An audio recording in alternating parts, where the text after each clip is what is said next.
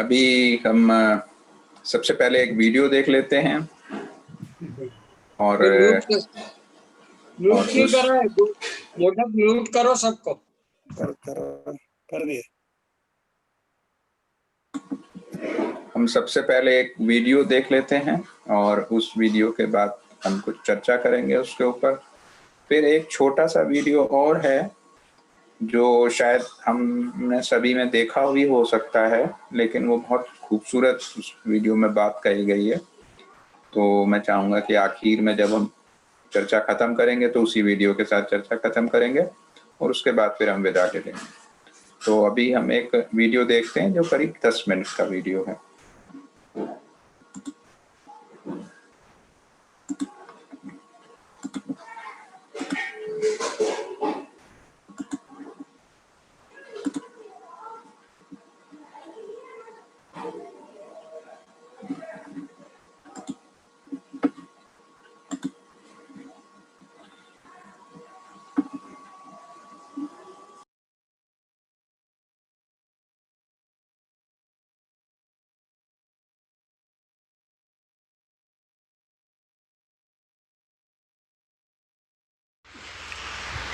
Why do the teachings you put forth have so little effect on us?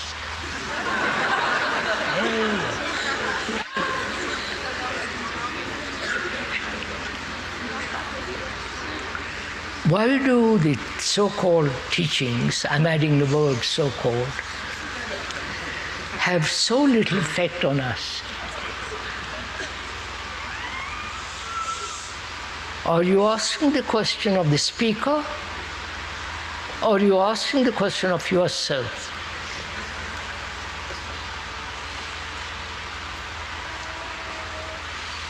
Yes, sir. Many people have asked this question of the speaker. And the speaker says to you, have you asked that question of yourself? Why a truth has so little effect on us? Why? One can give dozen reasons, right? Laziness, indifference, weariness, boredom.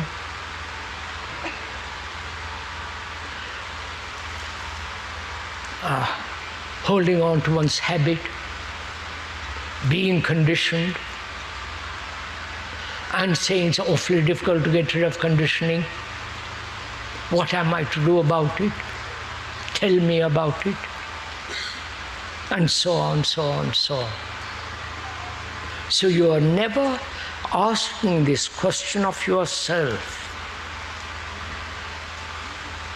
Why some of you who have listened to the speaker for years and years and years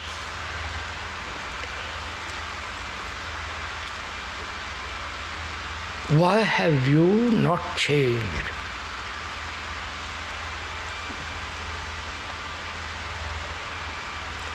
The speaker is asking you the question. Not you are not asking the speaker. I'm reversing, the speaker is reversing the table onto you.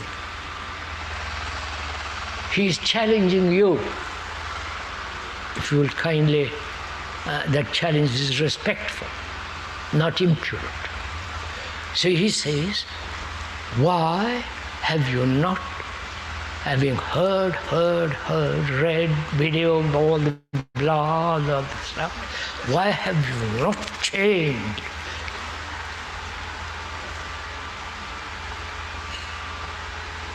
Will more suffering will help you to change?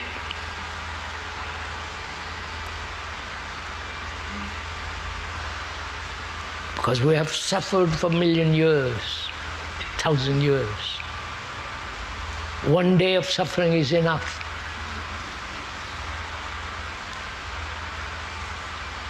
So will suffering help you more suffering?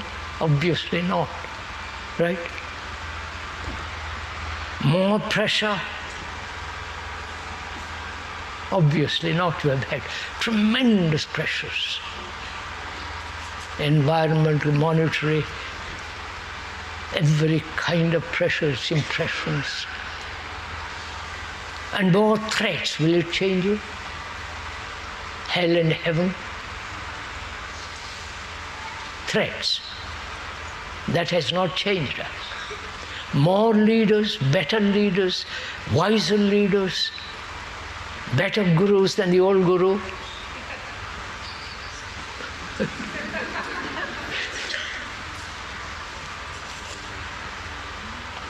What will make us change? Nothing except your own perception, right? Nothing from the outside can ever change us. Communists tried this. The totalitarians have said this. Let us organize this outside so marvelously. No, etc. You know, all the rest of it. If you have followed all the communist theories and so on, hoping by external arrangement the psyche will change. Right? That's one of their deep tenets. And it has not happened. On the contrary. So, what will make each one of us change? Not superficially adjusting to some words and some ideas, that's no change at all, but something profoundly, radically changed.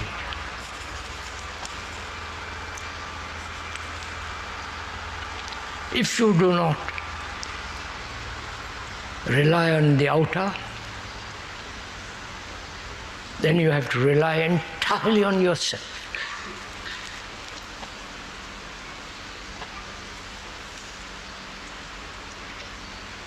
And because we cannot rely on ourselves, we seek help, we seek all the gurus, read books and all the rest of it, because we have never been able to look at ourselves, work this out for ourselves.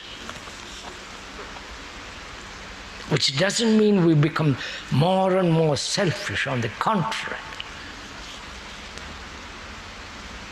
This demands great responsibility, you understand? That you are totally responsible for yourself, whatever you do.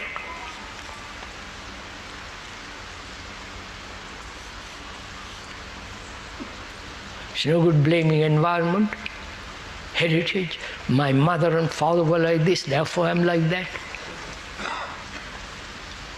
Society is ugly, so I'm caught in a society. It's all, you follow? This demands that you work.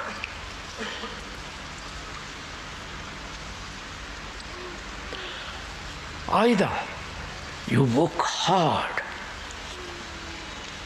you work very hard to earn money, right? Spend years,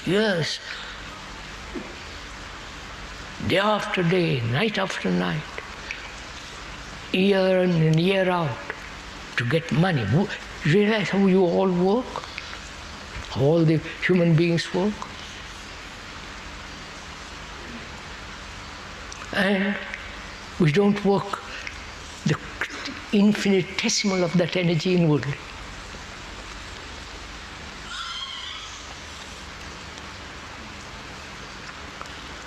And we have become feeble, irresponsible. So we don't change because we don't want to, simply.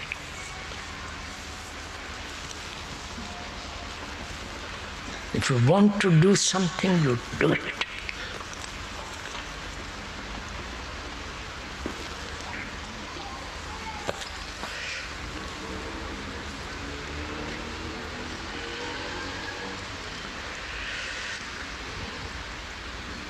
Sirs, we've answered most of the questions. It's nearly 12 o'clock.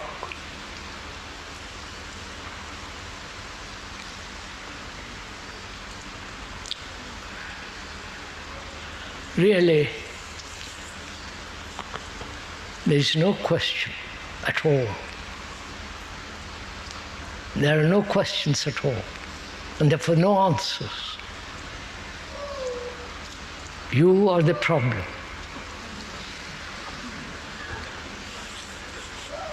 You are the trap. One is caught in this prison, and you have to work like I was going to hell. You have to work, observe, all the rest of it must come from your heart and your mind. Then you are a total human being, free. Where there is freedom, there is no fear. Or rather, where there is fear, there is no freedom. And when there is freedom, you don't need any God. Right? That's it.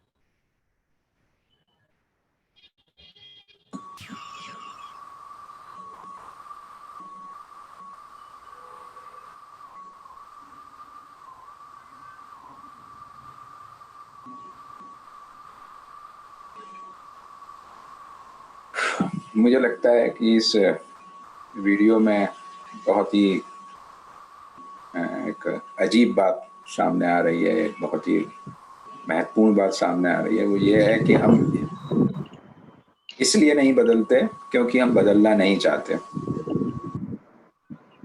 तो अब ये मेरे ख्याल में ज़्यादा बेहतर सवाल होगा कि हम बदलना क्यों नहीं चाहते, बजाय इसके कि हम बदल क्यों नहीं पाते। तो मेरे ख्याल में ये सवाल ऐसा है जो हम सबके लिए, हम सबको अपने अपने स्तर पर इस सवाल से जूझना है और जूझते रहना है कि बदल क्यों नहीं पाते।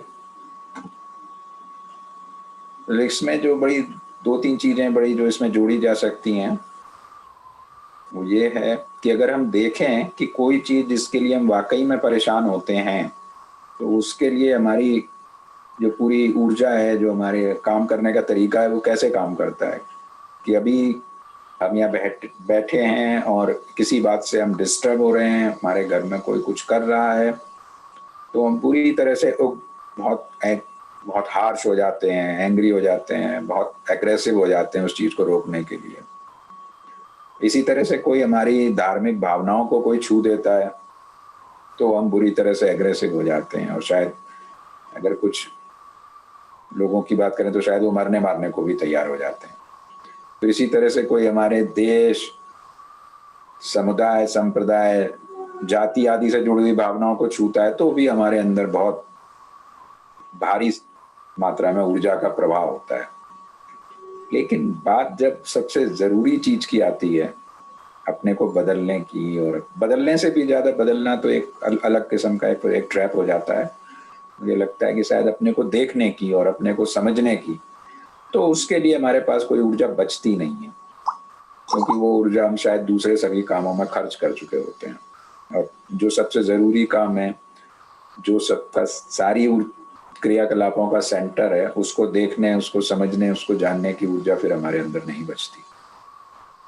अब इसमें एक और अगर इसको देखें हम, कि जिसको हम कहते हैं कि हमारे लिए क्या व्यवहारिक है और क्या अव्यवहारिक है, जैसा जो हमारी थीम है या जो टॉपिक है उसके हिसाब से अगर देखें, तो वो कितना ज़्यादा हमारी समाज से, हमारे जिस जगह पे हम रहते हैं उससे, और हमारी बचपन से हुई कंडीशनिंग से, हमारी शिक्षा दीक्षा से, और हमारी पूरी ब्रेन वॉशिंग से, उस पे बहुत ज़्यादा निर्भर करता है।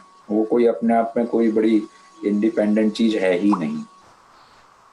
तो मुझे लगता है कि ये इस प्रश्न को देख पाना कि मैं क्यों नहीं बदलना चाहता, ये प्रश्न ही अपने आप में बहुत बड़ी ऊर्जा है। अगर इसको हम अपने भीतर आने दें तो हम अपने को बहुत ज़्यादा प्रोटेक्ट करके चलते हैं, हम अपने को बहुत ज़्यादा गार्ड करके चलते हैं, हम अपने चारों तरफ एक आवरण बना लेते हैं, और जैसे ही कोई ऐसा सवाल हमारी तरफ आता है हम पहले से ही उसके जवाब सोच लेते हैं, और उस सवाल में क्या गड़बड़ियां ये सोच लेते हैं, और उस सवाल में पूछने वाले ने क्या गलती करी है वो भी कहीं कहीं हमारे दिमाग में आ जाता है, और उस सवाल को वो सवाल हमें छू भी नहीं पाता।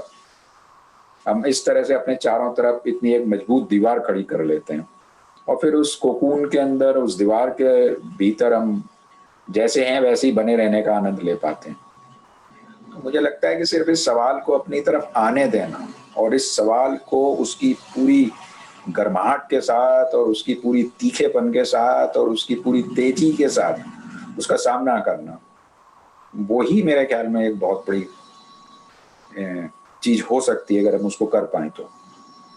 मैं चाहूंगा चैतन्य कुछ उस पर प्रकाश डालना चाहें तो जरूर प्लीज।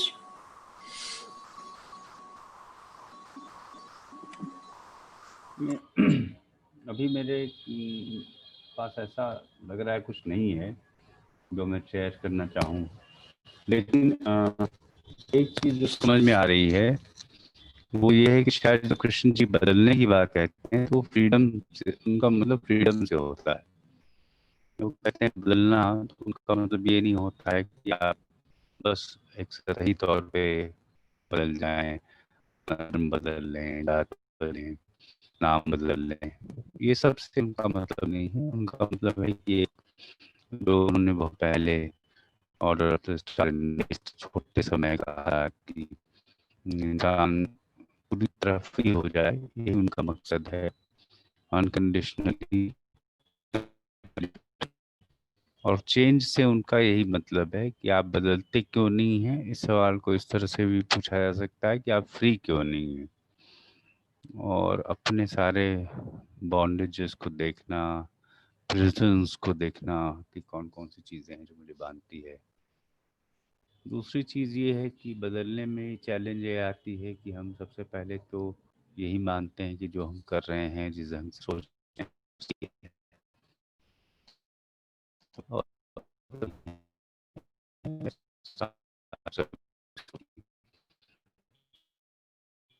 मेरी सोच सही है, मेरे एक्शन सही हैं। कुछ लोग एक दूसरे एक्सट्रीम पे पहुंच जाते हैं और कहने लगते हैं कि नहीं, मैं जो भी कर रहा हूँ गलत है। तो ये दोनों अप्रोच भी बदलने में बाधा है। चाहे आप अपने आप को सही माने कि मेरा सोचना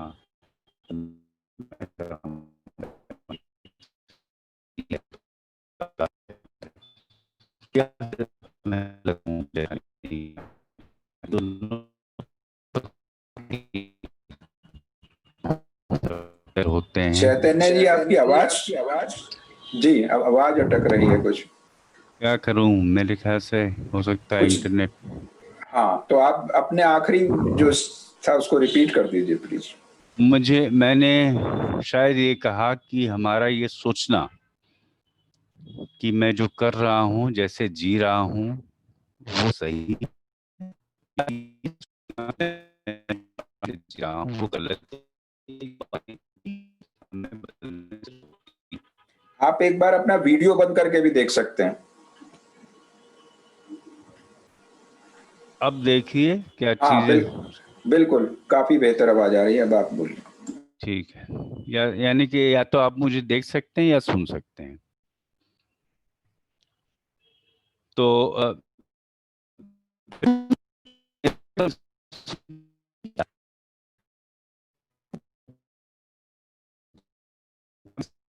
ऑडिबल आपको नहीं, बिल्कुल बिना देखे भी बात नहीं बन रही। तो बेहतर है कि कोई और बोले, मैं थोड़ा इंतजार कर लूंगा। ये लाइन ये वाली लाइन बिल्कुल साफ सुनाई दी। मैं थोड़ा इंतजार करता हूँ। नहीं, हेडफोन हटा के डायरेक्ट बोल के देखें सर। नहीं, ये नेटवर्क की प्रॉब्लम लग रही है मुझे, ये हेडफोन की प्रॉब्लम नहीं है। मैं थोड़ा वेट करूंगा। लेकिन अब आप साफ सुन पा रहे हैं हम आपको, एक बार और ट्राई कर लीजिए बोल के। हाँ, अच्छा, अभी आप सुन पा रहे हैं मुझे? हाँ। Can you hear me now? हाँ ओके। हाँ। मैंने अपना माइक मुंह के बहुत करीब मैं ले आया हूँ। मैं कह रहा हूँ कि कृष्ण जी जब बदलाव की बात कहते हैं तो वो शायद एक तरह की आज़ादी की बात कहते हैं, वो फ्रीडम की बात कहते हैं। उनके लिए वही इंसान बदला है जो कि फ्री हो चुका है, जो उन्होंने 1929 में कहा कि उनका मकसद है कि इंसान को पूरी तरह फ्री करना बगैर किसी शर्त के। उनके लिए बदलाव का मतलब वही है। ये एक बात तो मैंने ये कही। दूसरी चीज़ कही कि आम तौर पे जो चीज़ हमें बदलने से रोकती है वो ये है कि हम अपने थॉट्स को, अपने एक्शन को जस्टिफाई करते हैं। हम कहते हैं कि मेरा तरीका सही है, या कभी-कभी हम उसका बिल्कुल ऑपोजिट जाकर हम ये कहते हैं कि हमारे तौर तरीके, हमारा एक्शन, हमारी सोच गलत है। ये दोनों ही चीज़ें भी बदलने से रोकती है। हमें इस बात को हमेशा ध्यान में रखना चाहिए कि जब कृष्ण जी बदलने की बात कहते हैं तो उनका मतलब होता है कि उस सवाल को इस तरह से भी पूछा जा सकता है, why don't you change can also be asked as in a very different way, and the same question can be asked by putting another question which says why don't you become free. It has the same meaning, same connotation. That's all I wanted to say. And I also said in the beginning that right now there's not much that I want to share, so I'll wait for some other people to speak and share their views before I say something. I think that's all. I just repeated what I said and what could not be heard by people. That's all. बिल्कुल, आपको Thank you. एकदम साफ हम सुन पाए। तो मैं चाहूंगा कि जो ये प्रश्न है हमारे सामने उस पे हम अपने विचार रखें और इसमें थोड़ा गहराई से उतरने की कोशिश करें। थोड़ा स्लोली, क्योंकि मुझे लगता है कि इस बात को समझना बहुत ज़रूरी है कि क्या ये हमारी समझ में आ रहा है कि कृष्ण जी किसी छोटे मोटे सुपरफिशियल चेंज की बात नहीं कर रहे हैं। जब वो कहते हैं कि वाई डोंट यू चेंज, तो वो शायद एक ऐसी फ्रीडम की बात कर रहे हैं जो कि बहुत ही डीप लेवल पे कॉन्शियसनेस को बदलती है, इस हद तक कि जिस चीज़ को हम कॉन्शियसनेस कहते हैं वो ही एग्जिस्टेंस में नहीं रहती है। क्योंकि हम उस चेंज की, कृष्ण जी ने कहीं कहा है कि we are not talking about the management of the self, we are talking about complete cessation of the self, we are talking about a wholly different kind of living. तो इस बात को मेरे ख्याल से गौर इस पर करना चाहिए और इसको अपने जहन में रखते हुए ही बात करनी चाहिए इस चेंज के बारे में। नहीं तो हम लोग फिर से एक सुपरफिशियल लेवल पे बात न करने लगे, इसका खतरा बना हुआ है। जी बिल्कुल है, लेकिन मैं इसमें इतना सा जोड़ देना चाहूंगा कि जो बहुत सुपरफिशियल चीजें हैं, बहुत सतही चीजें हैं, वो भी उसी गहरे कोर से जुड़ी हुई हैं, वो कोई अलग नहीं है। तो अगर हम किसी सुपरफिशियल चीज का सिरा पकड़ के भी गहरे उतर सकते हैं तो ये ठीक है, लेकिन हाँ, अगर हम उसका सुपरफिशियल को पकड़कर अगर सुपरफिशियल ही रह जाते हैं, सतही रह जाते हैं, तो फिर एक हमारे लिए वो एक नए किस्म का एक पलायन बन जाएगा कि ठीक है, मैंने तो ये चेंज कर लिया, देखो मैंने बहुत बड़े परिवर्तन किए हैं। लेकिन हर सतही, हर सुपरफिशियल, हर छोटी बात अगर उसमें गहरा उतरा जाए तो शायद वो उसी गहरी और उसी मूलभूत, उसी फंडामेंटल बुनियादी बात तक हमको ले जा सकती है। ये मैं कहना चाहूँगा। तो मैं जी संजीव ये कहते हैं कई जगह पे, जी एक वो ऑब्जर्वेशन की बात करते हैं, वो परसेप्शन की बात करते हैं। जी वो कहते हैं कि परसेप्शन ही एक्शन है, यानी कि यदि हमने किसी चीज को वैसा ही देख लिया जैसे कि वो है, तो जी उस देखने में ही एक एक्शन होता है।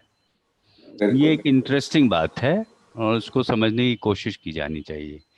वो जो आपने कहा कि कोई छोटी चीज भी, सतही दिखने वाली चीज भी हो सकता है कि it is pointing to something very profound. I fully agree with you, and that's why I think Krishna ji talks about फिर आप observation.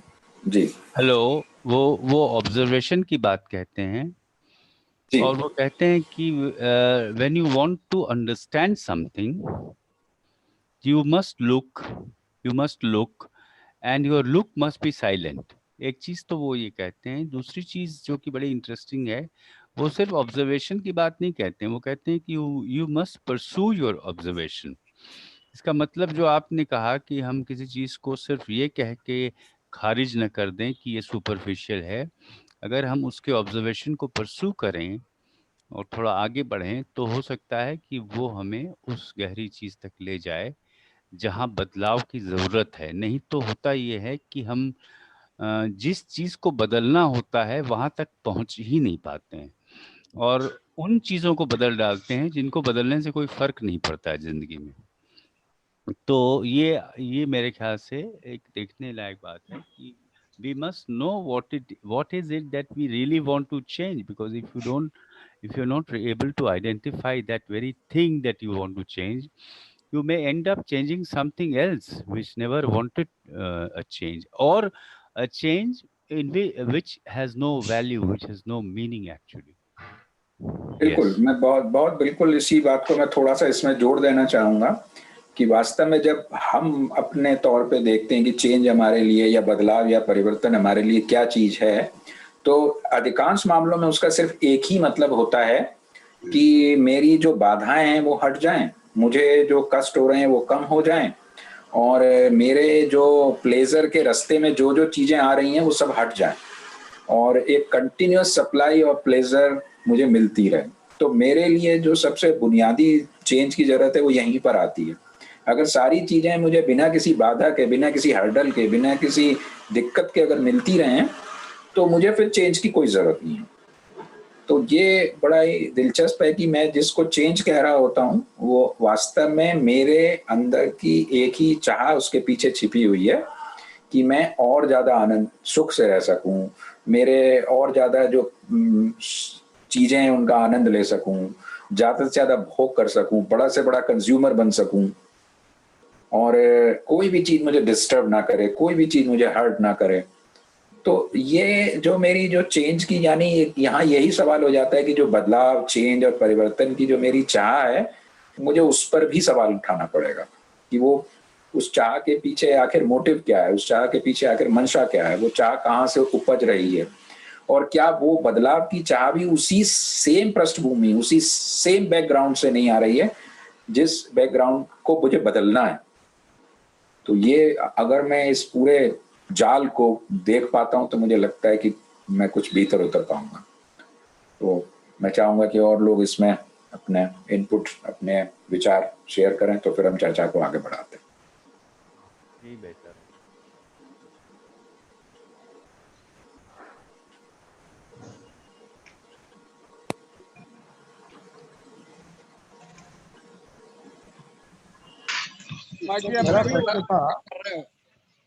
मेरा एक प्रश्न था इसमें। वर्मा जी के बाद Savita ji. Is it audible? सबको सुनाई दे रहा है सर? हाँ, सुनाई दे रहा है। तो एक तो जो कृष्णमूर्ति जी जिस ढंग से बोल रहे हैं, व्हाई डोंट वी चेंज और whatever it is, why don't you change और व्हाई डोंट वी चेंज। तो चेंज को वो ऐसे बोल रहे हैं as if it is one thing. Man lives with desires, with challenges that are ever new every day.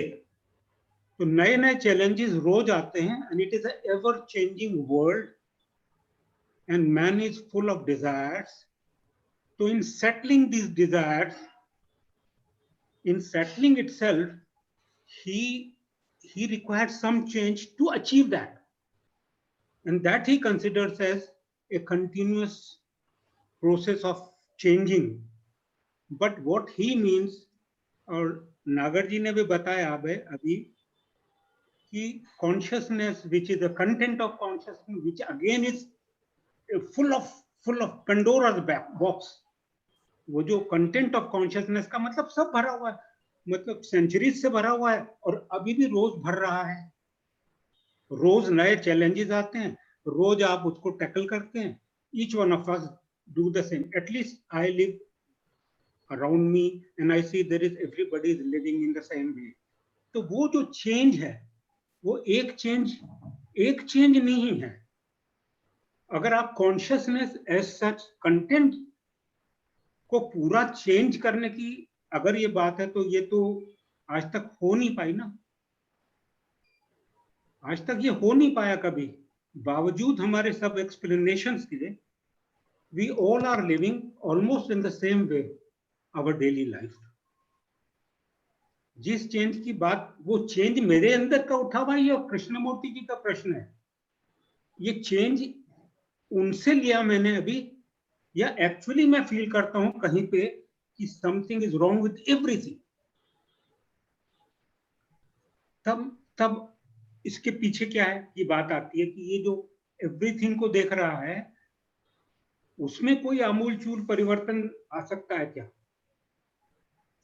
और whether that will affect entire perception. क्योंकि कोई स्पेसिफिक परसेप्शन नहीं होता जिसमें मेरा ये अनुभव है कि हर परसेप्शन एक्शन को लीड करता है। You can't live without acting, and उसके पीछे, and you don't perceive everything, that also is a truth. But when you perceive something which is inherently something which you really need it, then you, as he said, you work hard to get money to buy thousand things. One money can buy so many things. So likewise, तो ये जो change की बात है ये बार बार आती, चाहे in the form of transformation आए, चाहे वो फ्रीडम का हो। Freedom from what? He may say that it is not freedom from anything, but a sense of freedom in me that I am free. This feeling, I am only imagining कि I am free. Freedom per se, change per se, क्या ये जो हम daily life जी रहे हैं उसमें कुछ क्यों नहीं हो रहा, बावजूद सबके इतने दिन हो गए, यही बात बार बार उठती है। और जिस चेंज की बात कर रहे हैं वो एक होता तो सारे लोग लग जाते।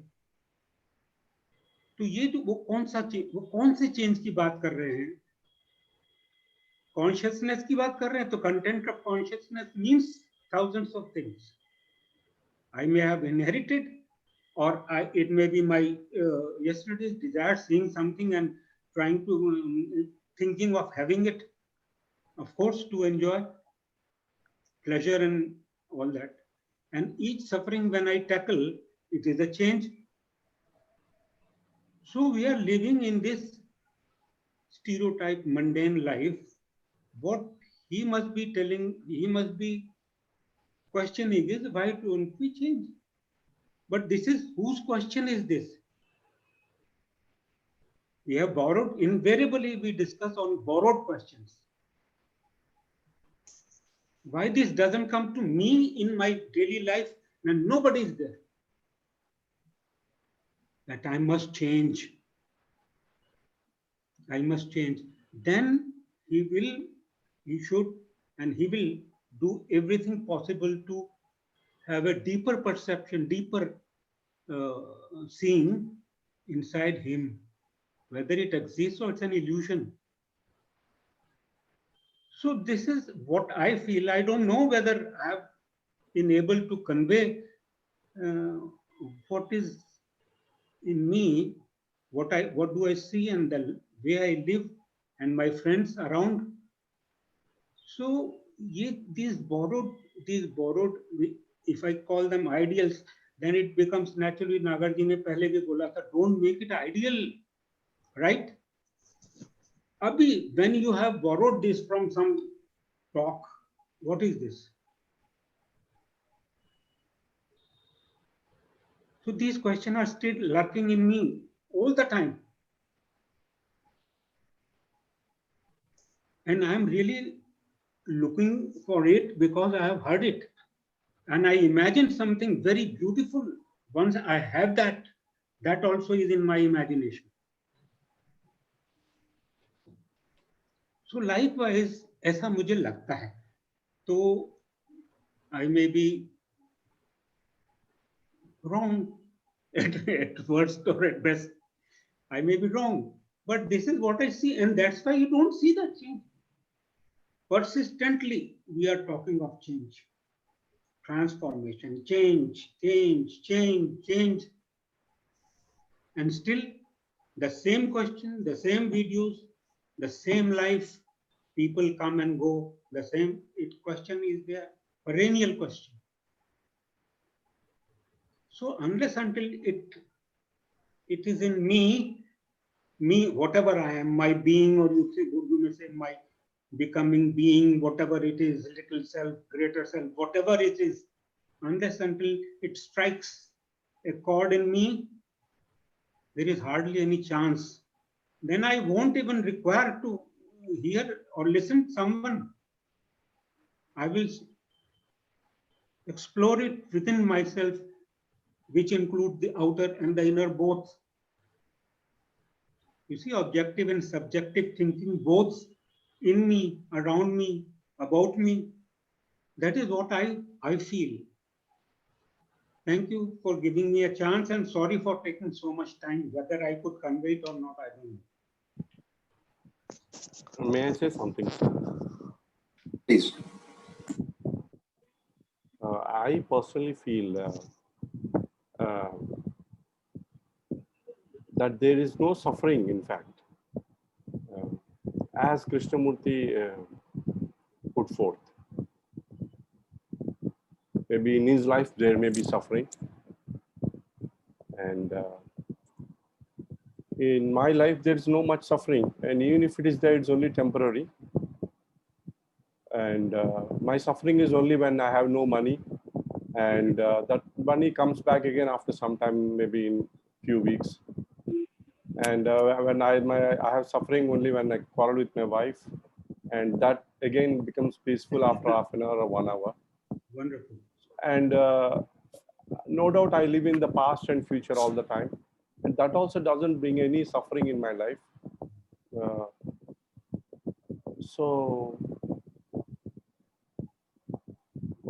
No doubt there is suffering if somebody dies at home, my mom, dad, something, but that also doesn't stay for long.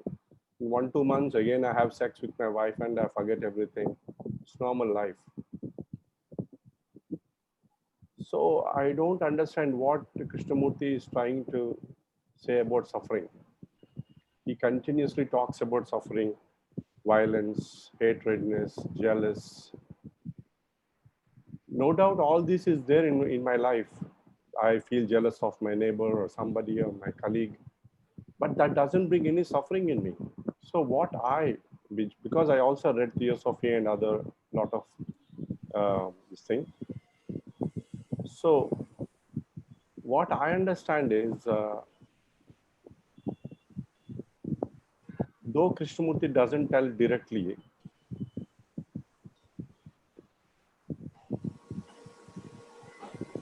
he's saying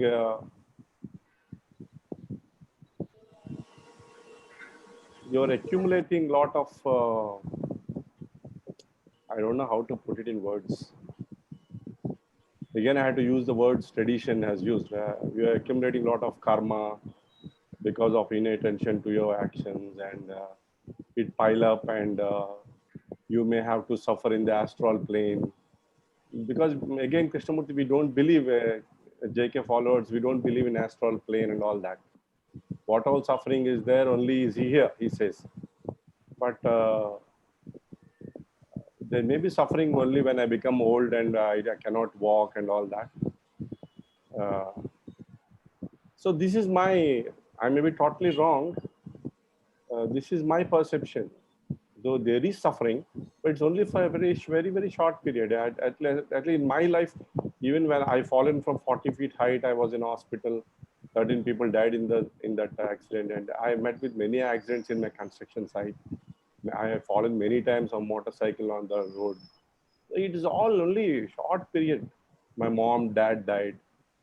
It's only for a short period I had suffering. So I really request our brothers Chaitanya sir and Sanjeev sir to explain what exactly Krishnamurti is trying to talk about, which suffering, or I didn't understand anything about JK, what he's trying to say.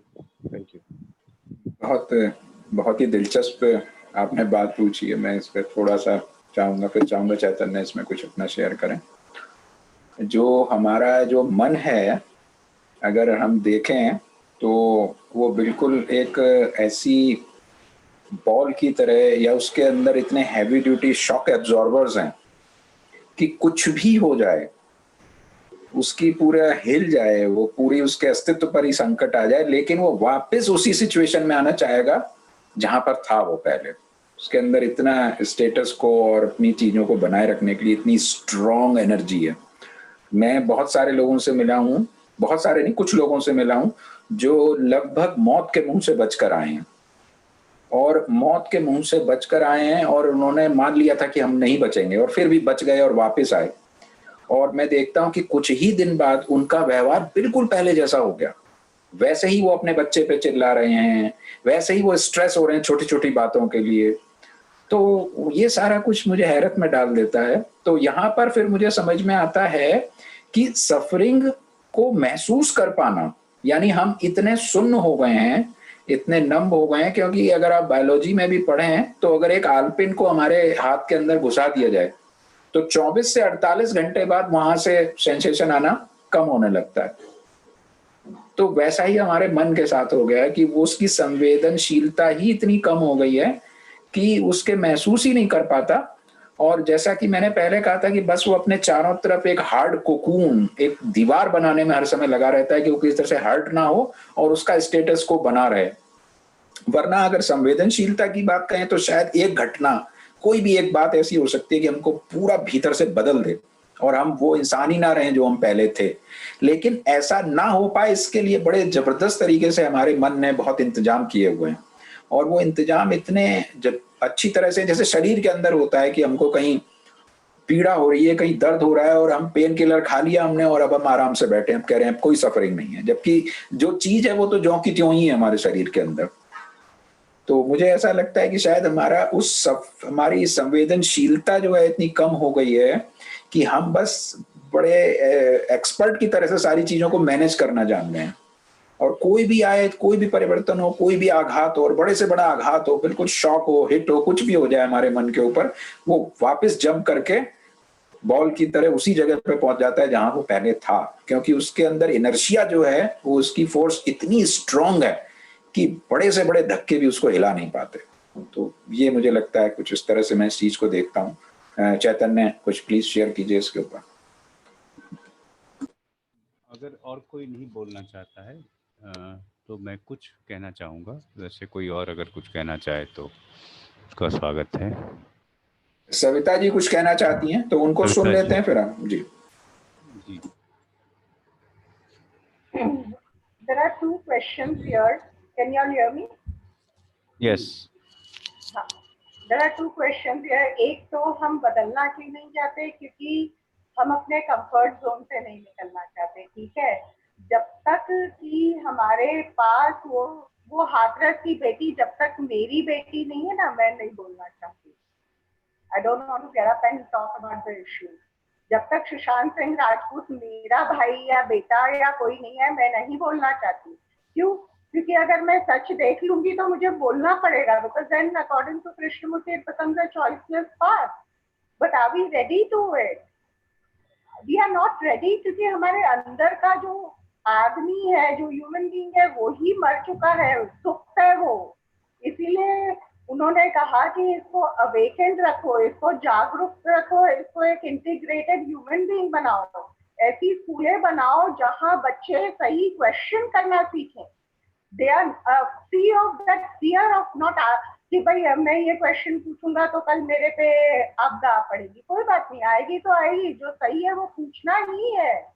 तो क्या हम एक ऐसी जागरूकता ला सकते हैं। जैसे कि दुष्यंत कुमार जी की एक कविता मुझे याद आ रही है। उन्होंने कहा कि लोहे के पेड़ हरे होंगे तू, लोहे के पेड़ हरे होंगे तू, गान प्रेम का गाता चल। तो you know, and he said कि क्या हम हर एक जो आदमी जो आज की पृथ्वी का जो हमारे हम लोग हैं, हम लोग लाश बन के जी रहे हैं। हाँ, क्या हम उस हर लाश में वो जीवन बिठा सकते हैं कि हर लाश हाथ उठा के लहरा के चले और पूछे? हम सारी लाशें हैं, हम पूछना क्यों भूल गए हैं? हम अपने राइट्स भूल गए हैं। हम थोड़े कम राइट्स में भी जीना मंजूर है हमें, पर हमें रियल प्रश्न करना मंजूर नहीं है। क्यों? क्योंकि मैं अपने कंफर्ट जोन में हूँ, एसी में बैठी हूँ, मेरे यहाँ भाई है, मेरे बच्चे सही स्कूलों में जा रहे हैं, पर कितने जनरेशन तक ये चलने वाला है? वही प्रश्न पूछ रहे थे ना कृष्णमूर्ति जी, ये कितने जनरेशन चल जाएंगे? भाई वो 3 दोस्त आए थे, याद है? I think one of you all only told me that story. ये 3 दोस्त आते हैं और पूछते हैं कि भाई हम we are fairly comfortable but we are not happy, and then Krishna ji asked कि कितने दिन इसमें जियोगे भाई गलत फहमी में?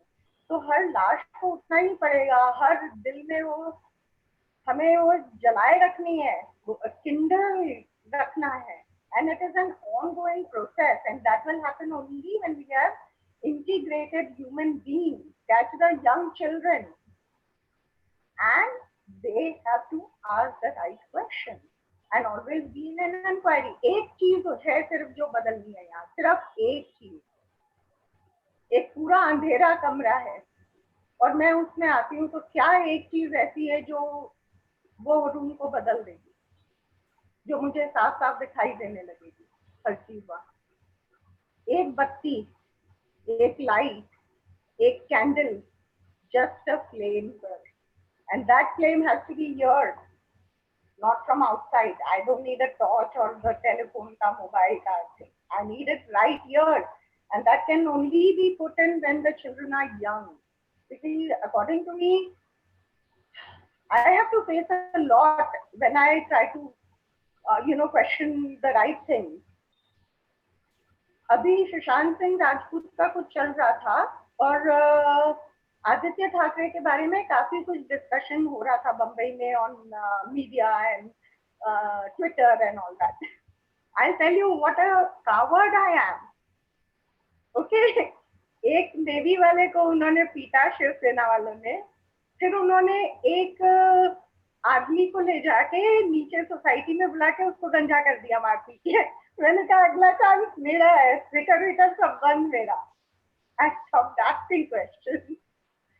तो ये हाल है, मुर्दा हो गए हैं हम, हमें जीवन चाहिए, हमें अंदर की जागरूकता चाहिए और एक ही चीज चाहिए, एक ही चीज बदलनी है, ज्यादा कुछ बदलना नहीं है हमें। Thank you sir. I think I am repeating. नागर साहब, मैं भी कुछ कहना चाहता हूँ। कहो। जरूर जरूर।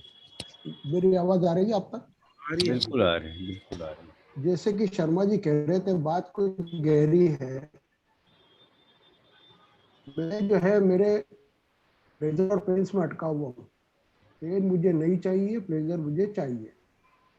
और कृष्णमूर्ति जी मुझसे एक्सपेक्ट ये कर रहे हैं कि मैं उसके भी पीछे जाऊं।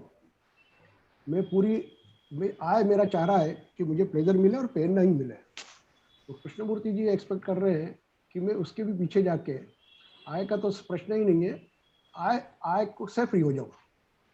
मतलब कंटेंट ऑफ कॉन्शियसनेस जो मेरी है, जिसको कि वो मी का स्वरूप बता रहे हैं या आय बता रहे हैं, उससे टोटली मैं फ्री हो जाऊं। और उसके बाद ऐसी स्थिति बन सकती है जिसको कि वो ट्रांसफॉर्मेशन कह रहे हैं। वो 3 चीजें बोल रहे थे, जैसे आपने सही कहा, परसेप्शन इज एक्शन। उसके बाद में नेक्स्ट चीज वो बोलते हैं कि no reaction is revolution. No reaction is revolution में परसेप्शन के साथ में एक्शन आ रही है वहां तक तो ठीक है, पर उसमें अगर कोई रिएक्शन आ रही है तो गड़बड़ है। उसमें नो रिएक्शन इज रिवॉल्यूशन। और तीसरी चीज भी वो बोल रहे हैं कि नो एक्शन इज ट्रांसफॉर्मेशन। मतलब मैं मेरे कंटेंट से भी फ्री हो जाऊं, मतलब मेरे आय से फ्री हो जाऊं, और उसके बाद में जो टोटलिटी बन रही है, उस टोटलिटी के अंदर जो उसके पीछे, अगर मुझे वो जिस इंटेलिजेंस की वो बात कर रहे हैं उससे अगर कोई मेरी ट्यूनिंग हो पाए, तो उस ट्यूनिंग के साथ में मेरे साथ में ऐसी स्थिति बने कि मेरे से कोई एक्शन ही नहीं हो। जो सामने अगर मैं मार्केट में आता हूँ या प्रैक्टिकल लाइफ में आता हूँ, तो जो मेरा व्यवहार चल रहा है उसके अंदर फैक्ट के अनुसार मैं पूरा गवर्न हूँ। जो फैक्ट मेरे सामने होगी उसके हिसाब से एक्शन ऑटोमेटिक डिसाइड होगी। और अगर मैं कहीं अंदर जाता हूँ तो इंटेलिजेंस तो फिर है जहां पर कि टोटल माइंड ही माइंड को समझ के, उसकी पूरी मूवमेंट्स को समझ के, उसका जो खेल चल रहा है उसको पूरा समझ के, जैसे वो बोलते हैं कि thought should understand what thought is doing, उससे पूरी तरह फ्री हो जाऊं। वो अगर माइंड अपने पूरे मूवमेंट्स को देख लो, अपने पूरे स्ट्रक्चर को समझ लेगा तो उससे फ्री हो जाएगा, ऐसा वो कह रहे हैं। और उसके अंदर वो कह रहे हैं कि वो एब्सेंस ऑफ नॉइज नहीं होना चाहिए। नॉइज और एब्सेंस ऑफ नॉइज के जो पीछे की चीज है, जिसको कि बिल्कुल क्वाइट माइंड कह रहे हैं या साइलेंट कह रहे हैं, उसके अंदर में अगर वो स्थिति बने जिसमें आय का कहीं नामो निशान नहीं है, तो उस स्थिति के अंदर शायद वो जो बोल रहे हैं वो ट्रांसफॉर्मेशन संभव है। अब ये कैसे हो, इसके बारे में मेरे को आपसे जानना है, ये मेरी समझ है। क्या मैं कुछ संजीव हो सकता हूँ आपकी इजाज़त हो तो? मैं आपके बोलने की प्रतीक्षा कर रहा हूँ। मैंने वीडियो ऑफ किया क्योंकि मुझे लगता है कि दोनों में क्लैश है, मेरे दिखने और सुनाई देने में। तो बेहतर है कि मैं न दिखूं। मैं जब फिर से वीडियो पे आऊँगा इसका मतलब मेरी बात खत्म हो गई। मुझे 2-3 मिनट का समय चाहिए। जैसा राव साहब ने कहा कि जैसे अगर मुझे दिखता है चारों तरफ, जैसे वो कह रहे हैं कि मैं तो नहीं देखता हूँ दुख, मैं तो सफरिंग नहीं देख रहा हूँ। ऐसे कई लोग हैं क्योंकि वो they are quite rich, they are leading a comfortable life, they don't see suffering. And for others also, there's apparently no reason to say that these people are suffering. Now what does a person like Kate do? Why does Buddha say that dukkha is the first law of existence? Because when Buddha put forward the Four Noble Truths, the first truth was that there is dukkha. Krishnamurti Switzerland में बात करते हैं तो कहते हैं कि it's very unfortunate that this is a beautiful place but I need to talk to you about suffering. तो ये चीज़ देखने लायक है कि वो कौन सी सफरिंग है जो कि इन टीचर्स के हिसाब से हर इंसान के हिस्से में आई है, इंडिविजुअली व्यक्तिगत रूप से, और पूरी ह्यूमैनिटी के हिस्से में आई है, क्योंकि उनके हिसाब से जो हमारी कॉन्शियसनेस है वो एक टोटल ह्यूमन कॉन्शियसनेस का हिस्सा है। तो ये मेरे ख्याल से इसको देखने की ज़रूरत है, ये उनके इशारों को समझने की ज़रूरत है, और उसके बाद अपने जीवन में देखने की ज़रूरत है कि क्या ऐसा है क्या। जैसे कि जब बुद्ध एक फायर सरमन नाम का एक देशना देते हैं तो उसमें कहते हैं कि एवरीथिंग इज बर्निंग। वो आदित्य सुत्त पर पर्याय नाम का एक उनकी देशना है जिसको कि अंग्रेजी में फायर सरमन कहते हैं। और आप लोगों ने अगर एलियट का वेस्टलैंड पढ़ा हो तो उसमें उसका जिक्र भी आया है। तो वो कहते हैं कि हर चीज़ जल रही है, और वो फिर उन चीज़ों का जिक्र करते हैं धीरे धीरे। वो कहते हैं कि आंखें जल रही हैं, शरीर जल रहा है, चेहरा जल रहा है, हाथ जल रहे हैं, पैर जल रहे हैं, और वो कहते हैं कि ये सारी चीज़ें दुख की आग में जल रही हैं, जिसमें कि जन्म भी है, मृत्यु भी है, वृद्धावस्था भी है, सब कुछ including love. He says the world is burning in the fire of hate, in the fire of love. Krishna ji भी ऐसी बात करते हैं। वो हर जगह कॉन्फ्लिक्ट देखते हैं, इंसानी संबंधों में कॉन्फ्लिक्ट देखते हैं, हमारे और कुदरत के बीच कॉन्फ्लिक्ट देखते हैं, और उस कॉन्फ्लिक्ट को भी क्या वो सफरिंग कह रहे हैं, ये भी एक सवाल है। तो पहला काम जो कृष्ण जी और बुद्ध जैसे टीचर्स करते हैं वो ये कहते हैं कि भले ही बाहर से आप सुख में जी रहे हो, दूसरों को भी लग रहा हो, समाज के जो नियम हैं, समाज के जो स्टैंडर्ड्स हैं, उनके जो वैल्यूज़ हैं, उनके हिसाब से आप सुख में हैं, लेकिन हकीकत ये है कि आप दुख में हैं। तो शायद पहला काम जो इस तरह के टीचर्स करते हैं, जो कि बहुत ही प्रोफाउंड विजडम के टीचर्स हैं, वो ये हमें ये जगाने की कोशिश करते हैं कि ये जो कॉन्शियसनेस है वो दुख में फंसी हुई है कहीं। दूसरी बात, शायद वो कहते हैं कि ये दुख में जो फंसी हुई है उसकी एक वजह है, और ये हर कॉन्शियसनेस पे, चाहे वो मुकेश अंबानी और किसी और बहुत ही अमीर इंसान की हो, चाहे वो एक गरीब आदमी जो सड़क पर रोज़ कमाता है, रोज़ खाता है, बेघर है, फटेहाल है, उसकी कॉन्शियसनेस हो, इसमें ये समानता है कि वो समान रूप से दुख में फंसी है। फिर शायद इसके आगे की बात है कि उस दुख की एक वजह है और उस वजह का खात्मा भी संभव है, और उसके लिए कुछ लोग कहते हैं कि बुद्ध ने एक मार्ग बताया, कृष्ण जी ने कोई मार्ग नहीं बताया। तो कॉन्शियसनेस की जो बेसिक मूवमेंट है उसको समझने की ज़रूरत है कि क्यों वो ऐसा कहते हैं। शायद कृष्ण जी ये कहते हैं, जैसा कि अभी वाघमारे जी ने कहा, कि one of the most fundamental movements, the traits of this consciousness is that it is caught in the pursuit of pleasure and avoidance of pain, regardless of who we are, where we live, regardless of our social status, economic status, and so on. We are all, the consciousness, the whole of human consciousness is caught in this movement. There is avoidance of pain and there is a pursuit of pleasure. दूसरी चीज शायद वो इसकी तरफ इशारा करते हैं कि this consciousness is caught in time, वो समय में फंसी है, which according to him is an illusion, because all our actions, all our thoughts, most of our thoughts, they emanate from the fact that there is time, that there is psychological time, there is such a thing as tomorrow, there's such a thing as becoming. Now perhaps is he saying that if there is time there will be suffering, and suffering exists only because we have a faith that through time change will happen, I'll become a better human being, and since time doesn't exist I never change because my dependence is on time? Is he saying?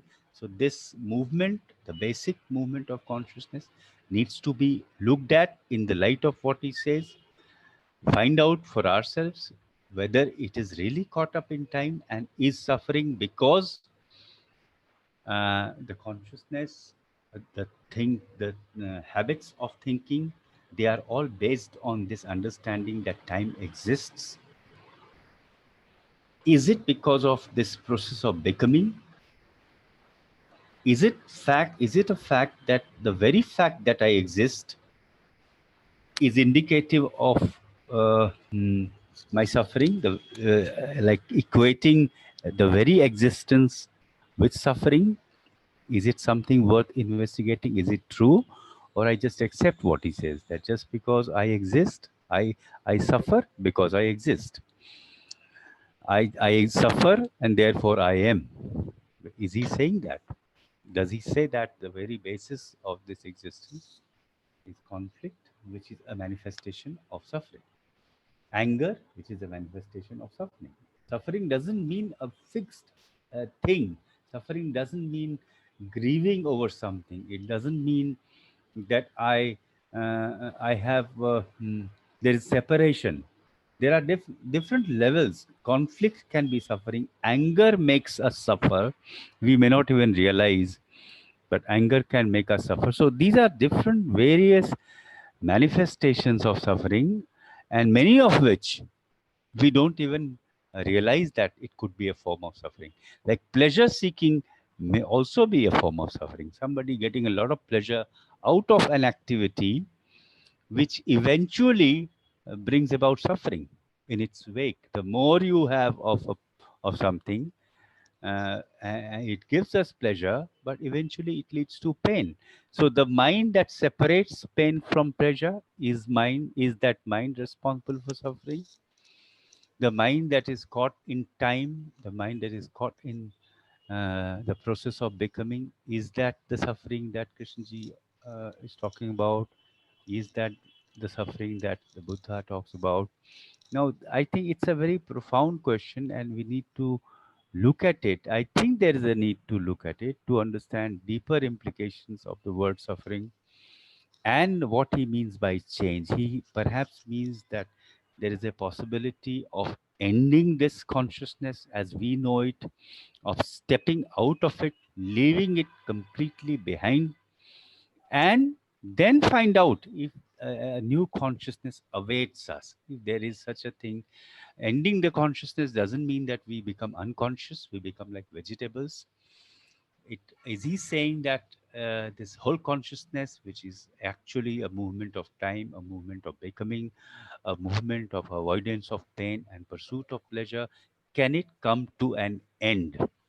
Now, can we hold this question in a field of just silence, in a field of meditative silence, and see what it does to us? Because obviously, I don't know what kind of change he's talking about. I can only observe. He says, you see, you are suffering because you have this thing, you have conflict. There's a separation in your consciousness between what it observes and what it is. There is a separation between the seer and what is seen. And that could be the cause of the suffering. Now, what do I do with a statement like this? I listen to it, I try to understand it, I hold it in silence, not argue with him. Another very common thing which I think leads to suffering on a day-to-day basis is a very reactive mind that we have. Now, my immediate reaction to something that happens, to something that somebody has said. Now, what is behind this reaction? What is behind this? What is the ground from which all these reactions happen? Is it the same? Which means, is it that I react because I am trapped in time? Because I want to cling to my opinions, my views, and I want to thrust them down somebody's throat saying that, no, I'm right, you're wrong? Is it again part of pursuit of pleasure and avoidance of pain? So I think this is something that we need to approach with a lot of not exactly skepticism, but I think with a lot of hesitation, with a lot of humility, because we just can't explain it away and say that, okay, this is what he means by change, this is what he means by suffering. I think we all need to approach it very slowly, uh, in a very hesitant way, and start all this with maybe with a beginner's mind that doesn't know about all this, that has never heard a question such as the one that Krishnji has asked. Why don't you change? I think it can be a very common question. A parent may ask the child, a teacher may ask the student, why don't you change? Now, is he asking this question with the same intention, with the same passion behind it, or there is something much more than meets the eye? That's all. I just wanted to think aloud. I was just thinking aloud. I hope I have shared something. Yeah, thank you. बिल्कुल, बहुत आपने बहुत ही अच्छे, अब आपका चेहरा हम देख पाएंगे। आपने बहुत अच्छी बातें बताई। सुदेशना जी शायद कुछ कहना चाह रही हैं, तो मैं चाहूंगा कि वो अपनी बात रखें। I have also switched my video off because of network reasons. So मैं जो कहना चाहती हूँ, perhaps it is a subset of what Chaitanya ji has already said. So I'm just talking about what I feel. कि मुझे what Krishna ji is saying, ये जो freedom की बात है, मुझे why am I not in this freedom? तो मुझे लगता है ये जो मेरा जो 5 senses है, my eyes, ears, etc. So I perceive the world through those 5 senses. और ये 5 senses मतलब मुझे जो दिखते हैं आंखों में, it's always looking outside. बाहर जो जैसे मून मुझे विंडो से जो दिख रहा है, तो इससे और भी कुछ मून है, ये तो मैंने थ्योरी में पढ़ ली, पर मुझे पता नहीं चलता.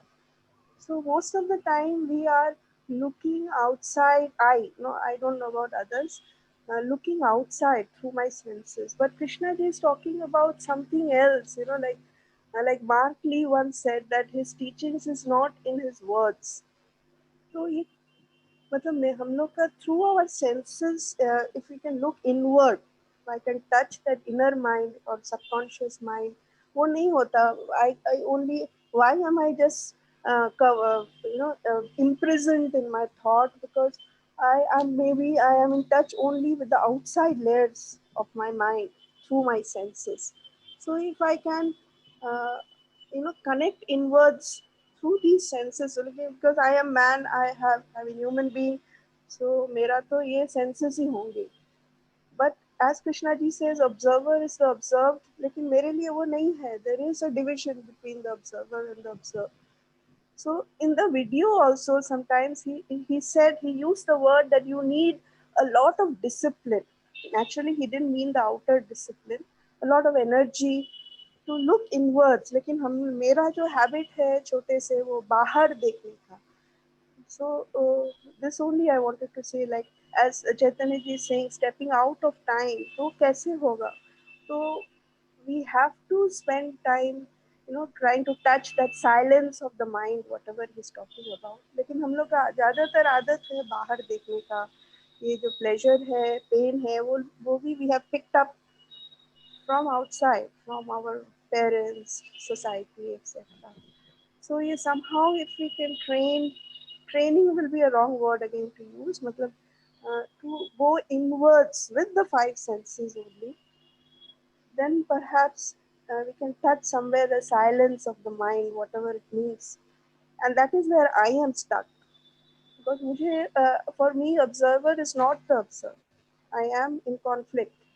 I am making my own interpretations. पर ये logic से नहीं होते कि मैं मान लूँ अच्छा कल से मैं I will somehow so there I am stuck with these five senses, which is always looking outside. This is a habit, and it's not a simple habit like not brushing my teeth early in the morning. It's not like that. So yes, with the five senses, if we can look inward somehow, which we miss, इसीलिए हम लोग time में बंधे रह जाते हैं. That's all. जी बिल्कुल, बहुत ज़रूरी बातें सामने आई कुछ. उसमें मैं सिर्फ इतना सा जोड़ना चाहूँगा कि कोई भी कहीं से भी कोई भी शुरुआत होती है, उस शुरुआत के पीछे हमेशा एक ही कारण होगा. दो चीज़ें हो सकती हैं, या तो मैंने कुछ पढ़ा या मैंने कुछ सुना और उसको पढ़ सुन के मुझे लगा कि यार कुछ मेरी लाइफ में कुछ गड़बड़ है. ये इन्फॉर्मेशन गलत भी हो सकती है, इन्फॉर्मेशन सही भी हो सकती है. तो वहाँ से मैं कुछ खोजबीन करने की शुरुआत करता हूँ. या मुझे बिना पढ़े, बिना कहीं से सुने, बिना कहीं से देखे भी कुछ लग सकता है कि कुछ मेरी लाइफ में कुछ गड़बड़ है, फंडामेंटली कुछ ऐसा है जो जिसके ऊपर मुझे ध्यान देना चाहिए. तो वहाँ से ये सारी चीज़ें शुरू हो सकती हैं. और अगर वहाँ से मैं इस चीज़ को लगातार जारी रखता हूँ और इसमें और अंदर उतरता हूँ, तो फिर मैं और बहुत गहराई तक जा सकता हूँ. और एक तरीका ये हो सकता है कि मैं कोई टेम्परेरी इंतजाम कर लूँ वहाँ पे और कोई तात्कालिक कोई हल ढूंढ लूँ उसके कि हाँ ये कुछ मेरे ग्रहों का प्रभाव है या मेरे पूर्व जन्मों का असर है या मेरे वही जो कृष्णमूर्ति ने जैसे अभी कहा कि मेरे माता पिता ऐसे थे उसका प्रभाव है. तो वो कोई भी मैं ढूंढ लूँगा और उसके साथ ही मुझे शांति मिल जाती है और मैं अब मेरा दिमाग जो इतना परेशान हो रहा होता है उस चीज़ को लेकर, मैं उसका तात्कालिक उपाय खोज कर बैठ जाता हूँ. लेकिन अगर मैं नहीं ऐसा करता और मैं गहराई से उतरता हूँ और मैं आगे बढ़ता हूँ और मैं हर चीज़ को क्वेश्चन करता हूँ, तो शायद वो चीज़ें होने लगती हैं जिनकी अभी हम चर्चा कर रहे हैं. दूसरा, कुछ पहले की बातों पे भी मैं थोड़ा सा उसको जोड़ देता हूँ इसमें कि जैसे खबरों की बात आई है, तो मुझे कई बार बड़ा आश्चर्य होता है कि खबरों के ऊपर हमारी बहुत ही ज़्यादा निर्भरता है. यानी कोई चीज़ जब हम किसी खबर में पढ़ते हैं, कोई मीडिया में आती है, कोई समाचार देखते हैं, तो हमें लगता है कि हमें उसके ऊपर प्रतिक्रिया देनी है, जबकि वो सारी चीज़ें या उस जैसी और दूसरी चीज़ें हमारे आसपास हो रही हैं, हमारे घर में हो रही हैं, हमारे बिल्कुल पड़ोस में हो रही हैं. तो वहाँ तो शायद हम शांत रहते हैं और फिर अचानक खबर आती है तो हम कोई पढ़ते हैं तो हमको ऐसा लगता है कि कोई जैसे मंगल ग्रह की बात हो रही है. तो हम क्यों खबरों पे हमारी इतनी निर्भरता है और हमारा क्यों ऑब्जर्वेशन नहीं है और हम क्यों अपने आप को नहीं देख पाते? हम ये क्यों नहीं देख पाते कि हम अपने से जो बहुत ही कम ताकत वाला है उसके साथ कैसा व्यवहार करते हैं, हम जो हमारे से बहुत आर्थिक रूप से कमजोर है उसके साथ कैसा व्यवहार करते हैं, हम और जो हमारे साथ बहुत ताकतवर है या बहुत शक्तिशाली है या बहुत उसके साथ आर्थिक, उसके साथ साम्राज्य जुड़ा हुआ है, तो हम उसके साथ कैसे बातचीत करते हैं, हम कैसे व्यवहार करते हैं और हमारे व्यवहार में कैसे फर्क आता है। तो ये बहुत सरल सी चीजें भी हम क्यों नहीं देख पाते, ये मुझे हमेशा आश्चर्य में डाल देती हैं ये बातें। और आखिरी चीज जो चैतन्य ने कही, मैं उसी बात पे आना चाहूंगा कि जब कृष्णमूर्ति यूज करते हैं इन सफरिंग जैसे शब्द को, तो उनका क्या मतलब होता है।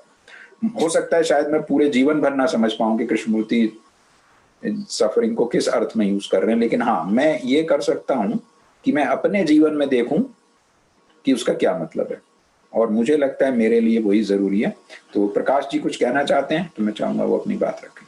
जी आपको बधाई, होस्ट होते हुए भी आप हाथ उठा पाए तो अच्छा लगा मेरे को, तो होस्ट भी हाथ उठा पाते। बोले। हाँ संजीव सर, आपने जो बात कही वो बहुत महत्वपूर्ण है कि हम प्रिंट मीडिया को और जो है न्यूज़ मीडिया को जो है दोनों को बहुत वैल्यू देते हैं, और ये एक बेसिक अनकॉन्शियसली हमारे इसमें बना हुआ है कि जो चीज लिखित है तो हम उसको मान लेते हैं कि यह सही है।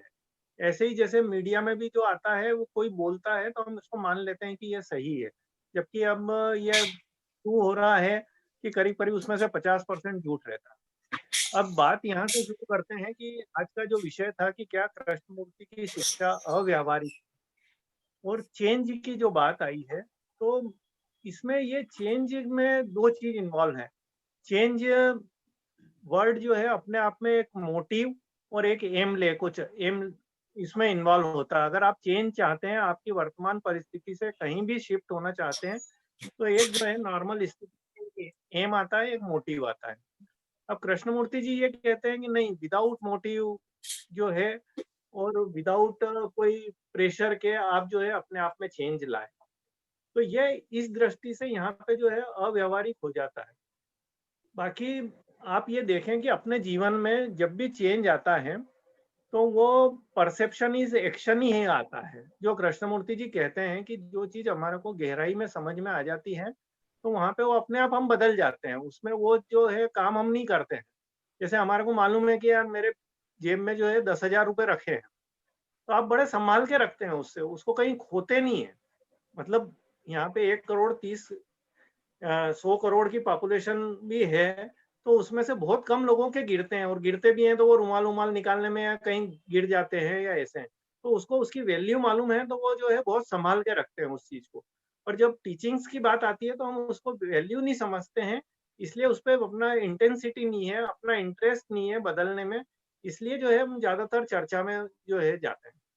तो मेरे को उसमें कहीं ऐसा अंतर नहीं लगता है। जैसे अगर कहीं अपने को डॉक्टर ने बताया, आप हॉस्पिटलाइज्ड हुए, तो डॉक्टर ने बताया कि भाई 70% बीमारियां आपकी जो है पानी से हो रही है, तो हमारे को तुरंत समझ में आता है और हम नेक्स्ट टाइम जो है गलत पानी नहीं पीते हैं। तो वहाँ पे चेंज हमारा तुरंत आ जाता है, क्योंकि हमारा सेल्फ जुड़ा हुआ है, हमारी हेल्थ जुड़ी हुई है, हमारा पूरा अस्तित्व जुड़ा हुआ है, तो वहाँ पे हम चेंज हो जाते हैं। पर बाकी जगह हम जो है ये इसमें हम ठीक है यार, चल तो रहा है अपना। तो कृष्णमूर्ति की जो बातें हैं तब वहाँ पे हम जो है इस कारण से चेंज नहीं कर पाते हैं, क्योंकि हम उसकी वैल्यू नहीं समझ रहे हैं, उसमें अपनी इंटेंसिटी इतनी नहीं है जितनी जो होना चाहिए, इसके कारण चेंज नहीं हो रहा। और जिस जिस जगह पे अपने को लगता है तो वाकई में अगर कोई चीज समझ में आती है, जैसे मेरे को बहुत पहले मतलब किसी ने कहा था कि अगर झूठ बोलते हैं तो उसमें बहुत मेमोरी लगती है अपने को, तो मेरे को तुरंत समझ में आया। तो मेरे पूरा लाइफ भर जो है मैक्सिमम ये कोशिश करी कि जो है झूठ नहीं बोलना चाहिए। मतलब वो जो है चेंज एकदम जो है आ जाता है कि उसमें हाँ ठीक है यार, बात सही कह रहे हैं वो, तो वो परसेप्शन इज एक्शन तब वो हो जाता है। पर जहाँ पे या तो बात समझ में नहीं आई है, और बात समझने के बाद भी हम नहीं कर रहे हैं, तो हमारी इंटरेस्ट नहीं है उसमें, उतने जो है इंटेंसिटी मेरे को ये लगता है। Thank you sir. बिल्कुल, बहुत सुंदर बात आपने कही।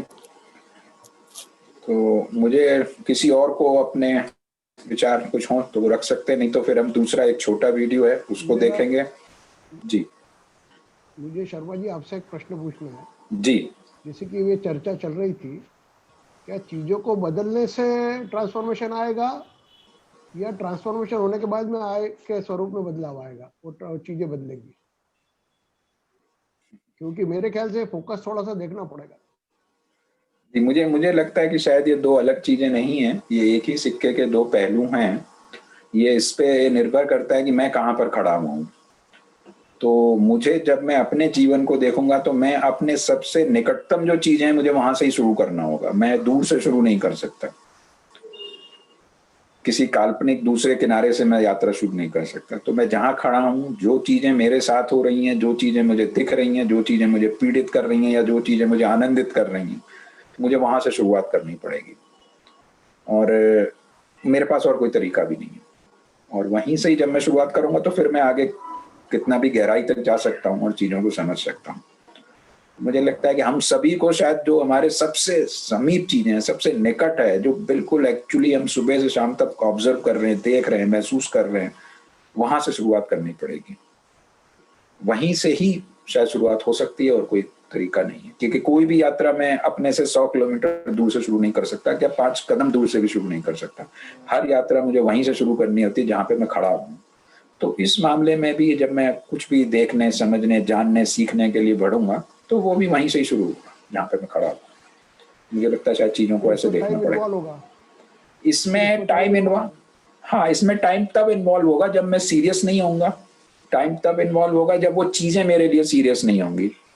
जिस तरह से अगर मैं किसी जंगल में जा रहा हूँ और उस जंगल में कोई जानवर मेरे पीछे पड़ता है तो मेरे पास एक ही उस समय चीज होती है कि मुझे इस जानवर से मुक्ति पानी है।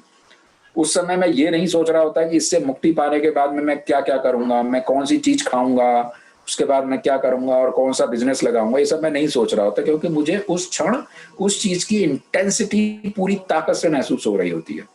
तो जब भी, चाहे वो छोटी सी चीज हो, कितनी भी छोटी चीज हो, अगर मुझे उसका पूरी तीव्रता महसूस हो रही होती है तो टाइम फिर उस समय मेरे लिए एग्जिस्ट नहीं, कम से कम साइकोलॉजिकल टाइम मेरे लिए नहीं होता उस समय।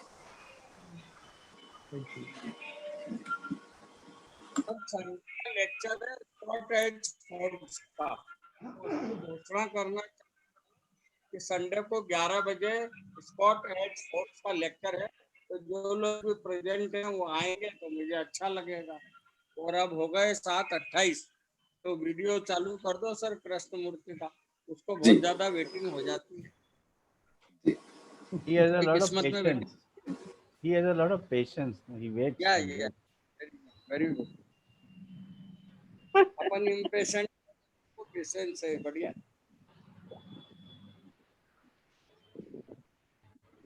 जी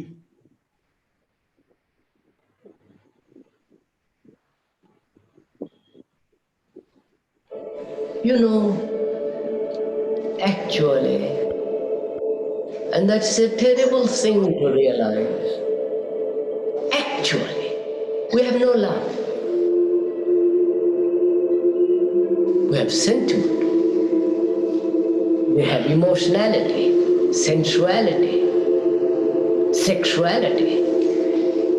We have remembrances of something which we have thought as love. But actually, brutally, we have no love. Because to have love means no violence, no fear, no competition, no ambition. If there is love, there is peace.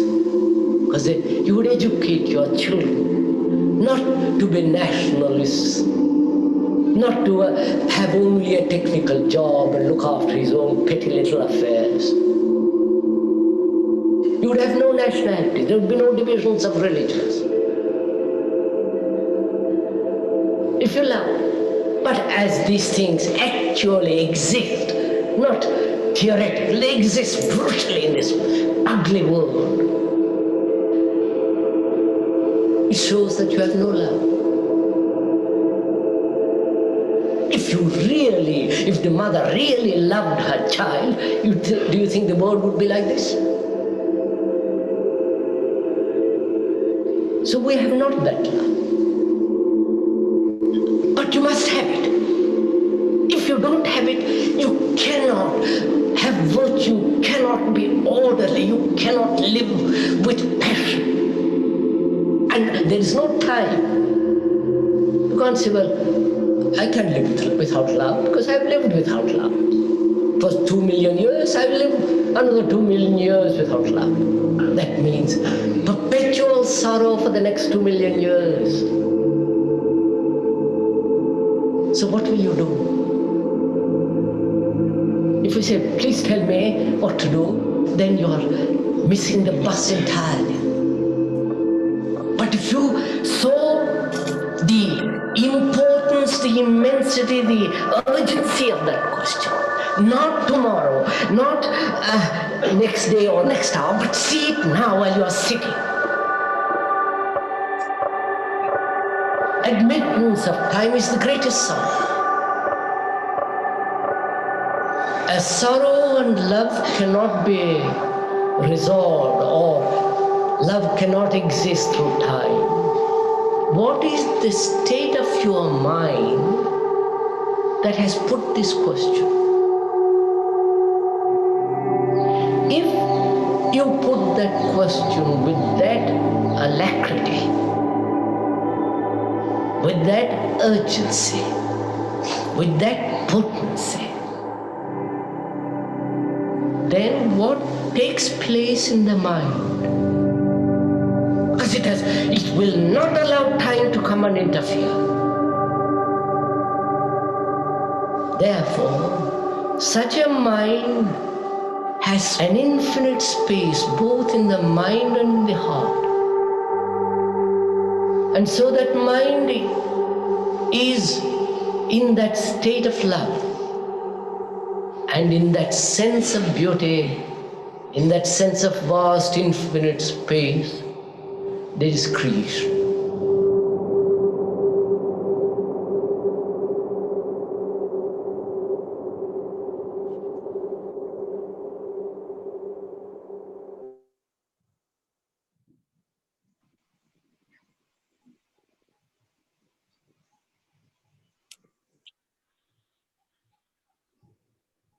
Sharma ji,